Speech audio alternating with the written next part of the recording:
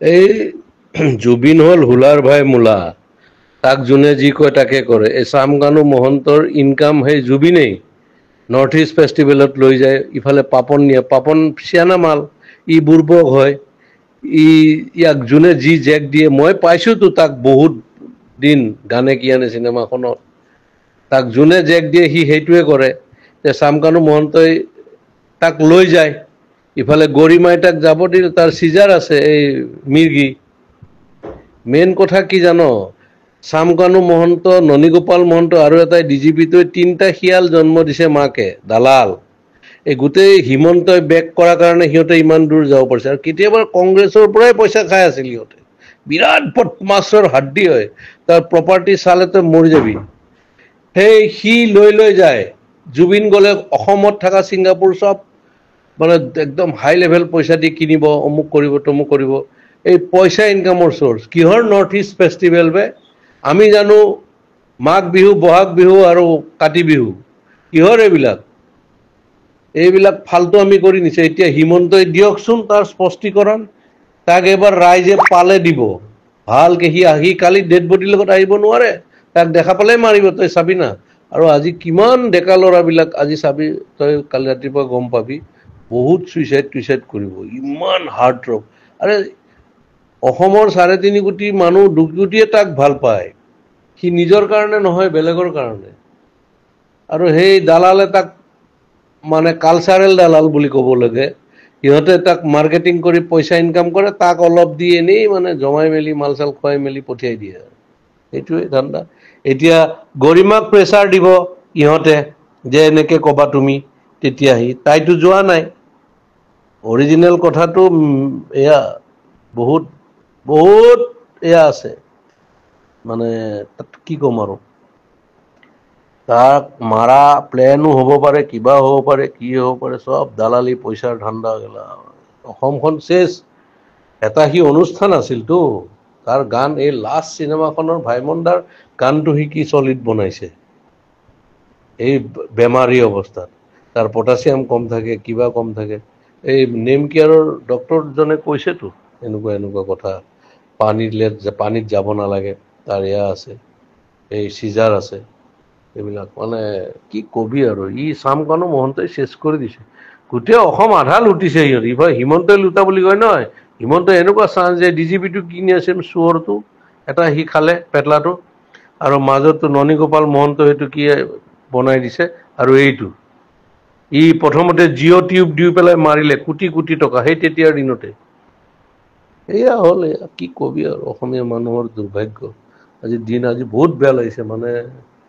তাৰ গান শুনিয়ে 90 দশকৰ বিলাক ল'ৰা ছোৱালী ডাঙৰ হ'ল আমিতো বাৰু চবৰে শুনিছোঁ কিন্তু তাৰ গান শুনিয়েই মোৰ ল'ৰা চব ডাঙৰ হ'ল আনকি আমাৰ ছাইডত মিস্ত্ৰীয়ে ৰং কৰি আছিল সিদিনাখন মোবাইলত তাৰ গানেই বজাই আছিল এই তেনেকুৱা কথা আৰু কি কৰিবি ক এইটো দুৰ্ভাগ্য সিও বেপৰোৱা মানুহ সিও মানে এনেকুৱা সেইকাৰণে হ'ল আৰু এই 50 মাইকেল জেকচন 50ত মৰিল 52 মৰিল কিশোৰ কুমাৰ 58ত মৰিছিল এনেকুৱা আৰু উপায় নাই আৰু মৃত্যুৱে যাক লৈ যায় সেইটো বাকী চব মানে কি কবি আৰু কৈ লাভ নাই মুঠৰ ওপৰত এই চামকানু মহন্ত বোলাটোক ৰাইজৰ মাজত এৰি দিব লাগে কেলা কোবাই মাৰিব লাগে তাক 3টা মহন্তক মাৰিব লাগে সিহঁতক এই 3টাই চেছ কৰি দিছে ভিতৰেদি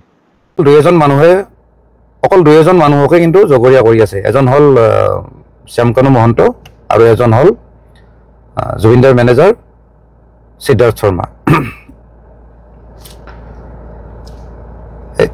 সেইকাৰণে মই কিছুমান কথা ক'ম বুলি ভাবিছিলোঁ আচলতে অকল সেই দুজনে নহয় যোনে আজি জুবিন গাৰ্গক শ্ল' পয়জন দিয়াৰ নিচিনাকৈ আজি মাৰি পেলালে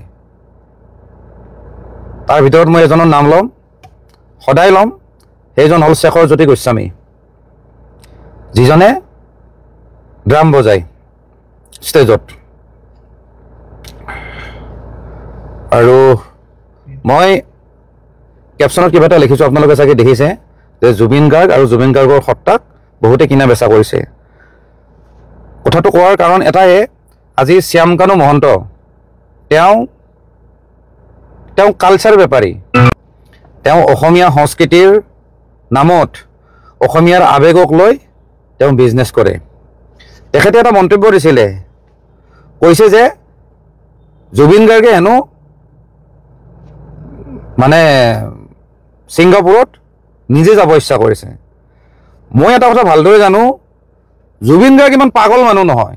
এই ছিংগাপুৰ নহয়, ঘেণ্টা, লণ্ডন, আমেৰিকালৈ কোনো খাতিৰ বাতিৰ নকৰে। এইবিলাক একো তেওঁৰ ইচ্ছা নাই। সেই মানুহজনক জোৰ জবস্তি নিয়া হৈছে। আজি শ্যামকৰণে মন্ত্ৰীয়ে এটা কথা ক'ব পাৰিব নেকি যে জুবিন গাৰ্গ নোহোৱাকৈ সেই নৰ্থ ইষ্ট ফেষ্টিভেল ক'ৰবাত পাতিব পাৰিব বুলি? নোৱাৰে। জুবিন গাৰ্গক লৈ তেওঁ সদায় বেপাৰ কৰে। কেতিয়াবা নৰ্থ ইষ্ট ফেষ্টিভেল, কেতিয়াবা ৰঙালী। আপোনালোকে সকলোৱে দেখিছে এই ৰঙালীত যোৱাবাৰ যিটো হ'ল খানাপাৰা ফিল্ডত, মদ খাই বাহুল্যামী, ফটুৱামী,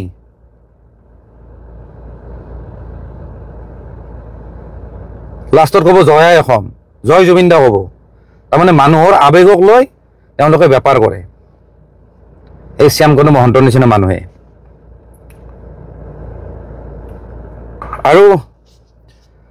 আৰু মই আগতো মই দুটামান ভিডিঅ'ত কৈছোঁ যে জুবিন গাৰ্গৰ যিটো মেনেজমেণ্ট সেইটো হ'ল হিন্দীভাষী মানুহৰ।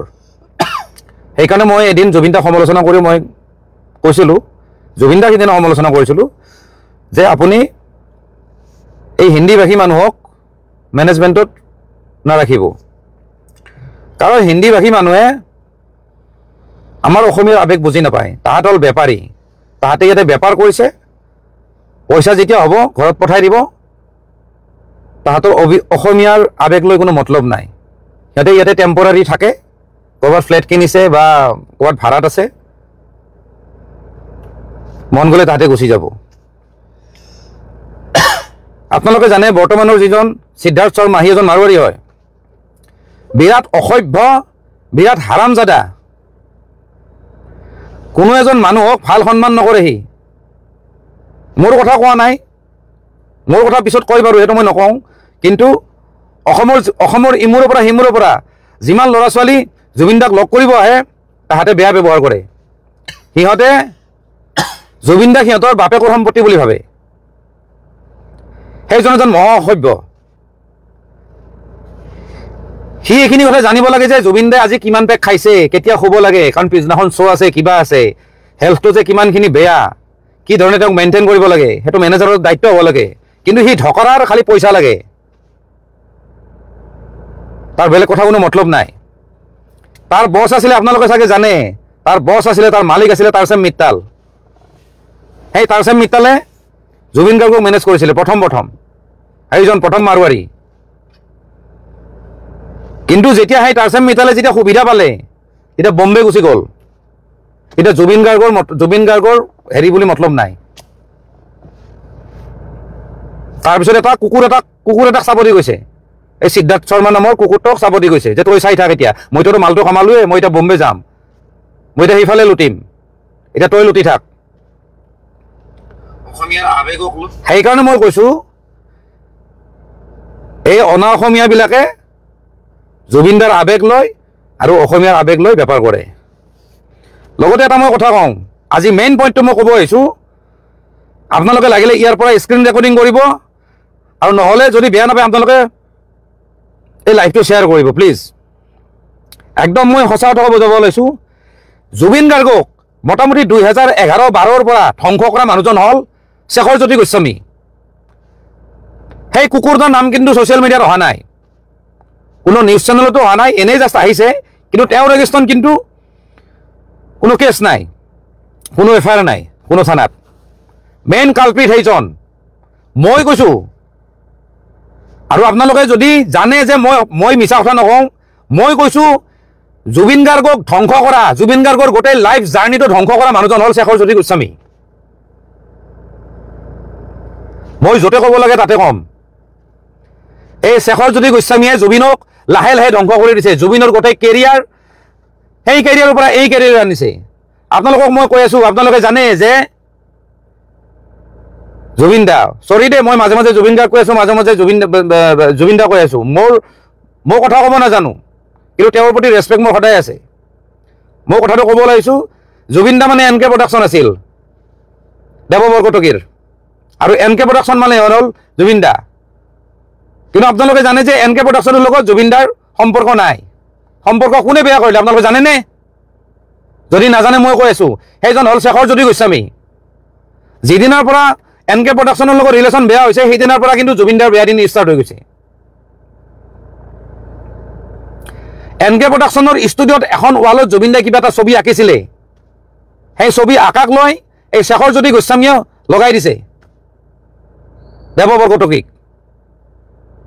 তাৰপিছত দেৱ বৰকটকীয়ে কিবা ক'লে, খঙত কিবা কৈ দিলে, সেই কথাটো আকৌ শেখৰজ্যোতি গোস্বামী আকৌ জুবিন দাক লগাই দিছে যে দেৱ বৰকটকীয়ে এনেকুৱা কৈছে বুলি।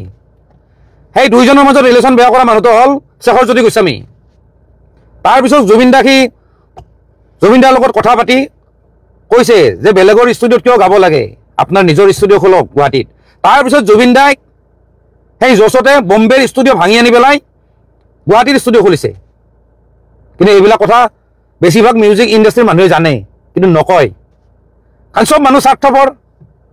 কালি হয়তো কেতিয়াবা শেখৰৰ লগত কাম কৰিব,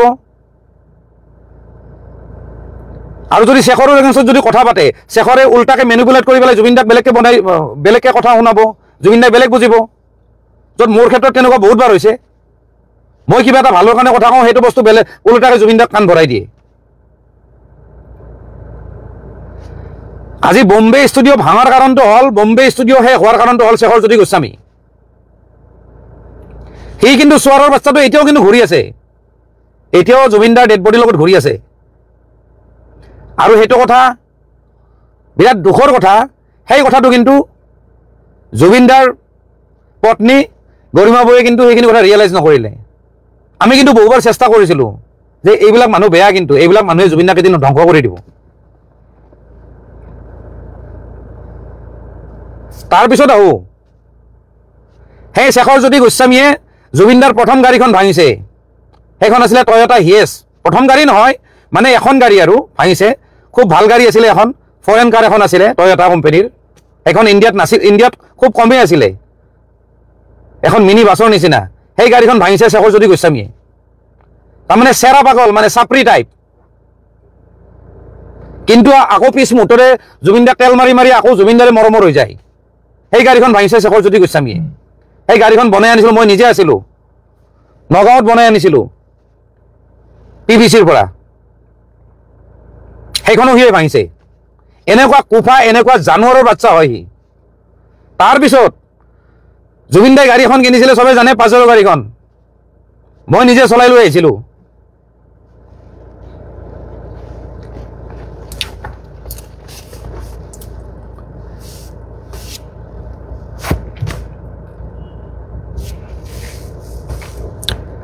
আৰু সেই গাড়ীখনো ভাঙিছে এই শেখৰজ্যোতি গোস্বামী। চলি থকা গাড়ীখনৰ পৰা সি জাপ মাৰি সি মানুহৰ ঘৰ খুন্দিয়াইছে। সেই গোটেই গাড়ীখন বৰবাদ কৰি দিছে, জুবিন দাৰ গাড়ীখন।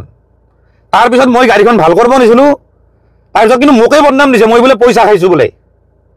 সেই চোৱাৰৰ বাচ্চা সেই শেখৰে কয়। কিন্তু মই আপোনালোকক ক'লো, জুবিন গাৰ্গক তিল তিলকে মাৰা মানুহটো হ'ল শেখৰজ্যোতি গোস্বামী। মই যেতিয়া লগত যেতিয়া আছিলোঁ, মই নিস্বাৰ্থভাৱে আছিলোঁ, না মই কিবা মেনেজাৰ আছিলোঁ, না মই কিবা আছিলোঁ। মোৰ ওচৰত দোকান, জুবিনৰ ওচৰত ঘৰ। কিন্তু কেইপেক মদ খাই, কিমান ভাত খাই, চব চাই থাকোঁ। আমি বুদ্ধি কৰি কৰি মদৰ গিলাচবিলাক চাইড কৰি দিম, তাৰা জুবিন দাক কেনেকৈ জীয়াই ৰাখিব লাগে আমি চেষ্টা কৰিছিলোঁ। এই চোৱাৰৰ বাচ্চা আহি মাৰিছে, কিন্তু তাতে উঠাই উঠাই মাৰিছে জুবিন দাক। এই শেখৰজ্যোতি গোস্বামী। আপোনালোকক কওঁ, জুবিন দাৰ বেণ্ডটো কিমান ডাঙৰ বেণ্ড আছিলে, জুবিন দাৰ মিউজিচিয়ানখিনি কিমান ভাল মিউজিচিয়ান আছিলে, চব সেই বেণ্ডক ঠান বান কৰি ভাঙি পেলাইছে এই শেখৰজ্যোতি গোস্বামী। আপোনালোকে যদি কাৰোবাক যদি চিনি পাই নহয়, আপোনালোকে সুধি ল'ব, যিমানবিলাক মিউজিচিয়ান আছে তাহাঁতক সুধি ল'ব, জুবিন দাৰ বেণ্ডটো গোটাই ভাঙি পেলাই চেছ কৰি দিছে। সেই ৰাবুদা তাতে জুবিন দাই প্ৰথম ৰিহাৰ্চেল কৰিছে। সেই ৰাবুদাক জুবিন দাই লৈ আহিছিলে, কিন্তু ৰাবুদাক উলিয়াই দিছে সেই ড্ৰামাৰ, এই শেখৰজ্যোতি গোস্বামীয়ে পলিটিক্স কৰি কিনে। তাৰপিছত সোমাইছে সেই পাৰ্থ বেতলাক, সি এটা মাদাৰ চুৰি চোৱাৰৰ বাচ্চা এটা। এই শেখৰে চব বেণ্ড ভাঙি দিছে। আজি শান্তনু বৰুৱা গিটাৰিষ্ট কোনে উলিয়াই দিছে? এই শেখৰজ্যোতি গোস্বামীয়ে উলিয়াই দিছে। ভাল ভাল মানুহখিনিক চব আউট কৰি দিছে, বাকী গোটাই হাৰামৰ বাচ্চাগিলাকে আছে তাতে, অকল স্বাৰ্থপৰ তাতে, খালি জুবিনৰ পৰা লুটিব লাগে। জুবিন গাৰ্গৰ ফাংচন আমি পইচা পাব লাগে, আমাক ইমান ইমান পেমেণ্ট কৰিব। ভাল মানুহবিলাকক চব চাইড কৰি দিছে। সেই হাৰামীৰ বাচ্চাটোৱে জুবিনৰ ঘৰৰ পৰা বস্তু চুৰ কৰে, নোকোৱাকৈ বস্তু লৈ যায়, ষ্টুডিঅ'ৰ বস্তু লৈ পেলাই সি ঘৰত লগাই দিয়ে। সিমানখিনি মই জানো। সি চোৱাৰৰ বাচ্চাটোৱে চালা। আজিৰ ডেটত তাতে মই সকলোৱে কৈ আছে যে শ্যামকানু মহন্ত দায়ী। মোৰ মতে শ্যামকানু মহন্তৰ ইমান দোষ নাই। সি এটা বেপাৰী মানুহ। সি এগ্ৰিমেণ্ট কৰিছে যে মই অৰ্গেনাইজ কৰিছোঁ, মই এখন ফেষ্টিভেল পাতিছোঁ, তোমালোকে আহা। দায়িত্ব কাৰ হ'ব লাগে? লগত থকা মানুহকেইটাৰ। ক'ৰবাত যদি শ্ব' কৰিব গৈছে, যিজন মেনেজাৰ আছে তেওঁৰ দায়িত্ব। কিন্তু জুবিনদাৰ যিটো সেইটো পাগলামি, যিটো বাচ্চাৰ নিচিনা যিখিনি সি কাম কৰে, কৰিব নলগা যিখিনি কাম কৰে, ধৰক সাঁতুৰিব গৈছে, কিবা গৈছে, সেইখিনি সময়ত ঠিক আছে, মেনেজাৰৰ দায়িত্ব। কিন্তু গুৱাহাটীত কি কৰি ফুৰে, জুবিনদাক কেনেকৈ উচতাই থাকে, জুবিনদাক যে শ্ল'লি যে ধ্বংস কৰিছে, সেইবিলাক হ'ল এই শেখৰহঁতৰ নিচিনা মানুহে। আৰু শেখৰৰ এগেইনষ্টত কোনো কথা নাপাতে। কিয় জানে? এই মিউজিচিয়ানবিলাক, এই বাকী যিবিলাক ছিংগাৰ আছে, তাহাঁতে ভাবে যে শেখৰৰ লগত ৰিলেশ্যন বেয়া হ'লে মোৰ জুবিনৰ লগত ৰিলেশ্যন বেয়া হ'ব। মই ক'ৰবাত কাম নাপাম, মোক গান বনাই দিব। শেখৰ হ'ল এজন কম্প'জাৰ, কিন্তু সি গোটেই ধ্বংস কৰিছে। যিমান বেয়া কামত আছে সি আগুৱাই দিয়ে, এই শেখৰ জ্যোতি গোস্বামী।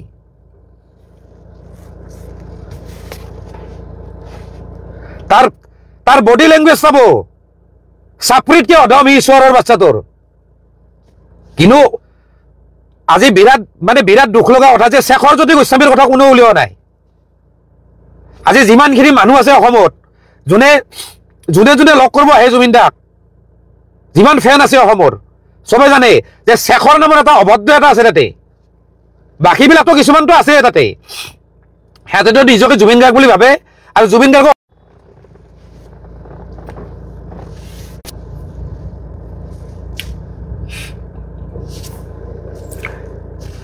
আৰু মই আজি যিখিনি কথা কৈছোঁ শেখৰ জ্যোতি গোস্বামীৰ ওপৰত, আপোনালোকৰ যদি বিশ্বাস হোৱা নাই নহয়, আপোনালোকে কাৰোবাক যদি চিনি নহয় মিউজিক ইণ্ডাষ্ট্ৰীৰ কাৰোবাক যদি চিনি পায়, আপোনালোকে সুধি ল'ব মই যদি মিছা কথা কৈছোঁ।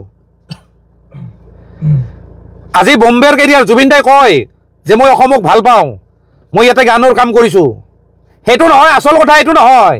জুবিন দাই কৈ দিয়ে কথাটো, কিন্তু জুবিন দাক ফুচলাই লৈ আহিছে বম্বেৰ পৰা।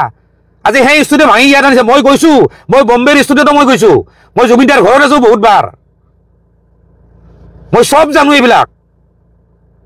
কিন্তু ক'লে বেয়া, যদি সেইখিনি সময়ত যদি মাত মাতো নহয়, শেখৰে তেল মাৰি কথাবিলাক কৈ পেলাই জুবিন দাক মাইনাছ কৰি দিয়ে, বৰ ইটো এনেকুৱা কৈছে সেনেকুৱা কৈছে বুলি।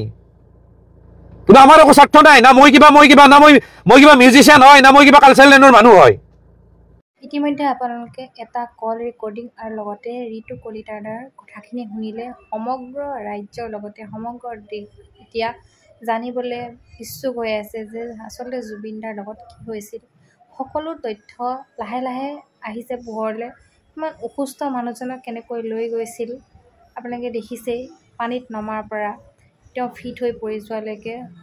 আচলতে বহুত এটা ৰহস্য সোমাই আছে, তেওঁ মৃত্যুৰ পাছত ক'বলৈ ভাষা নাই। ঋতু কলিতাই বহুখিনি তথ্য আপোনালোকৰ মাজলৈ আগবঢ়াইছে। আপোনালোকে হয়তো গম পাইছে ঋতু কলিতাৰ একেলগতে আছিলে জুবিন দাৰ লগত, কোনো স্বাৰ্থ নোহোৱাকৈ। এতিয়া যিখিনি মানুহে জুবিন দাক লৈ গৈছিল নিজৰ স্বাৰ্থ পূৰণৰ কাৰণে লৈ গৈছিল, আৰু চাওক কি গতি হ'ল। আজি লৈ বহুত বেছি দুখ লগা বেয়া লগা এটা পৰিৱেশ হৈ পৰি আছে।